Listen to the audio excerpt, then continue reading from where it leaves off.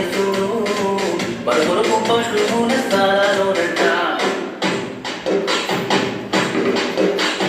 పుట్టినాడు మన యేసుడు మన కొరకు పశువుల స్థానాలోనంట నీకోసమే పుట్టినాడు నా కోసమే ఉదయించినాడు నీకోసమే పుట్టినాడు